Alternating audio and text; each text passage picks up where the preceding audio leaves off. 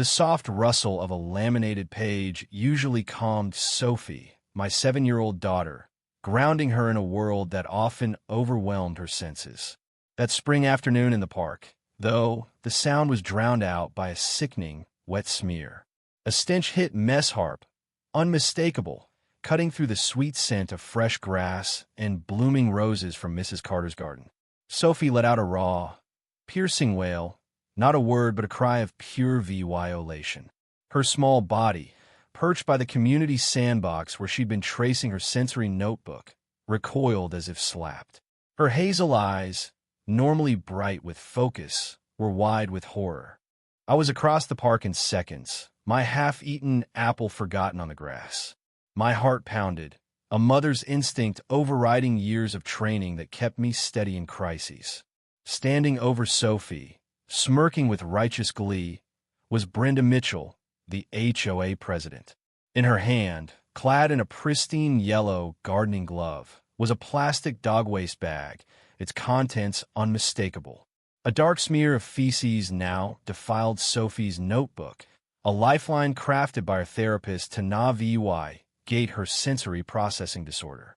"There," Brenda said, her voice dripping with smug satisfaction, gesturing with the bag. "That'll toughen her up, Clara. All this coddling with special books and quiet corner sits, not how the world works. Kids need grit. It's just a bit of dog mess. Dog mess. On my daughter's therapy tool. To saw toughen her up saw. The ignorance, the cruelty, left me speechless." Sophie rocked back and forth, hands over her ears, her cries turning to choked sobs. The notebook, her sanctuary, lay ruined at her feet. My mind, honed by years leading the CDC's Biohazard response team, fact Brenda, in this idyllic suburb, didn't know screamed.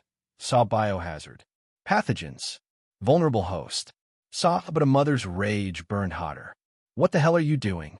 I asked, my voice low, icy. Brenda blinked, her smugness faltering, but she doubled down. "Helping Clara.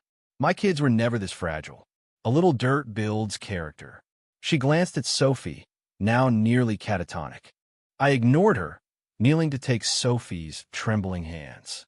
"Sweetie, look at Mommy. We'll fix this. Let's go home." My voice was calm for her, but my eyes, flicking to Brenda, were steel. Brenda sniffed, tossing the bag into a park bin like she'd just tidied up.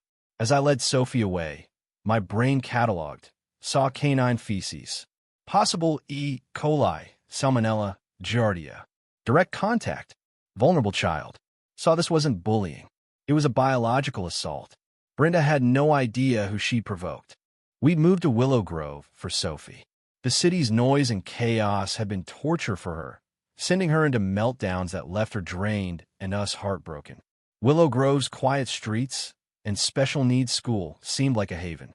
I downplayed my job, calling myself Clara Hayes, a public health researcher, not Dr. Clara Hayes, who faced Ebola and anthrax scares.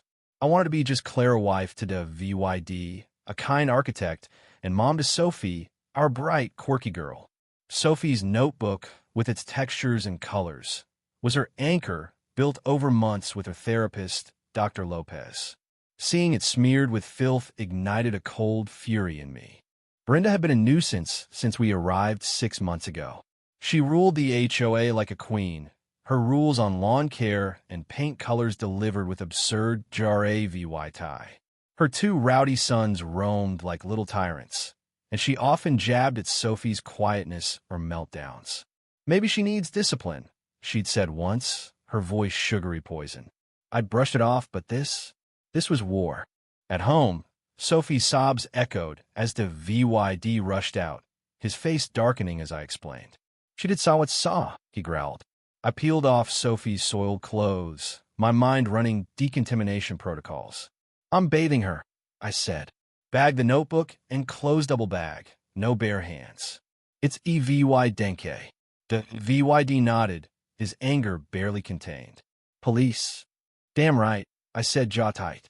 The bath was agonizing. Sophie scrubbed her hands raw, sobbing. Con VY and said she was still dirty. I held her, hiding my fear of pathogens and incubation periods. After settling her with the VYD, I called the police. Officer Daniels, barely out of his teens, listened, eyeing the bagged notebook with disgust.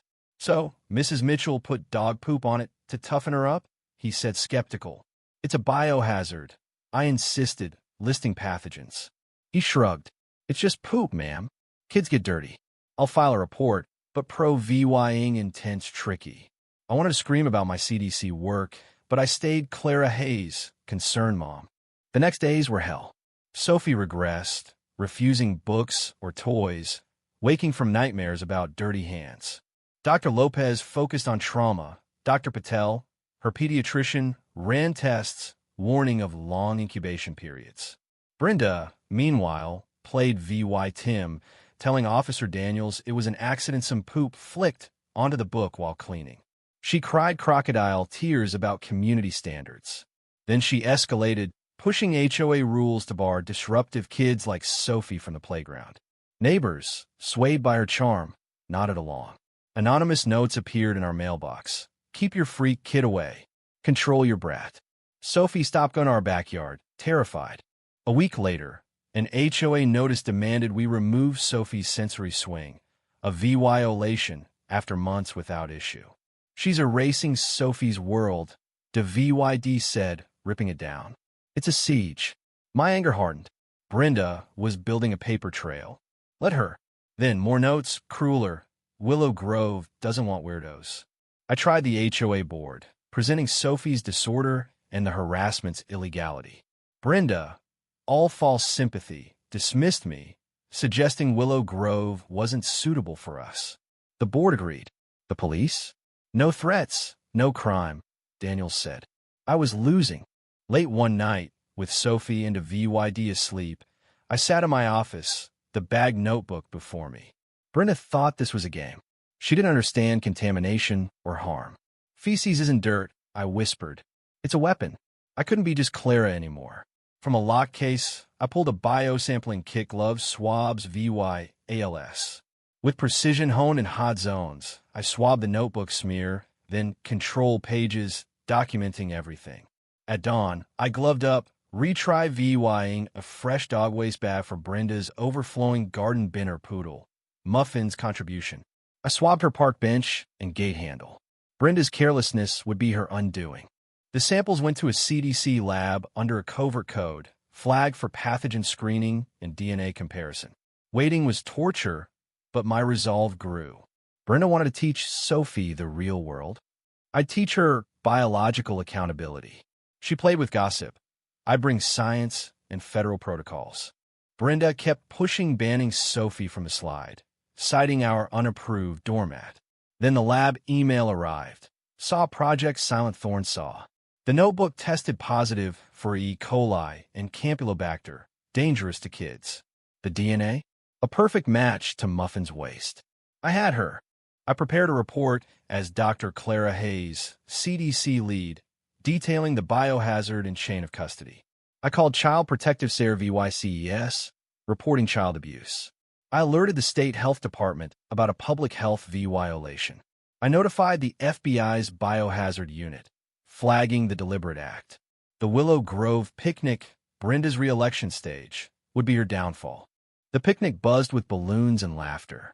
Brenda, in crisp linen, glowed with power. Sophie, clutching to VYD's hand, insisted on coming, Dr. Lopez saying it might empower her. My heart ached at her bravery. After the hot dog contest, I stepped up in a sharp suit, not mom jeans, and asked to speak. Brenda, smirking, agreed. "We love community input, Clara." I faced the crowd, voice steady over the PA. "I'm Dr. Clara Hayes. Many know me as Sophie's mom. Weeks ago, my daughter was assaulted here. An adult smeared dog feces on her therapy notebook." Gasps. Brenda's smile froze. The perpetrator called it toughening up. She called it dirt. It was a biohazard, E. coli, Campylobacter. I held up my report. Lab tests confirm it matches feces from Her Saw dog, Muffin. Brenda paled, speechless. I'm the CDC's biohazard response lead. My career is stopping threats like this. What you did, Brenda, was child abuse with a biological agent. On cue, a Child Protective Center VYCES van and state health officers rolled in, Not local cops, but a county hazmat task force I'd activated. Brenda's eyes met mine, pure terror. She was cuffed, led away, her triumph shattered. Sophie, into VYD's arms, exhaled, not scared but relieved. Brenda's con VY tie-in was swift. The EVY, dengue DNA, pathogens, my testimony crushed her misunderstood volunteer act. Charged with aggravated child abuse. She got prison, probation, counseling, and a restraining order. A CIVYL suit awarded Sophie therapy costs. Muffin was rehomed. The HOA was disbanded, replaced by a kinder association. Mrs. Carter built a sensory garden for Sophie. Neighbors, shamed, rallied around her. Sophie healed slowly, painting a new notebook with a dragon rising from flames. She returned to the park, laughing on her swing. I was still Clara, but also Dr. Hayes, respected a guardian. Willow Grove smelled of roses and justice, a peace hard won. What do you think? Was Brenda's punishment fair? Or too harsh for a prank? Should Clara have revealed her CDC role sooner? Could the community have stopped Brenda earlier? Comment, like, and subscribe for more stories that spark debate.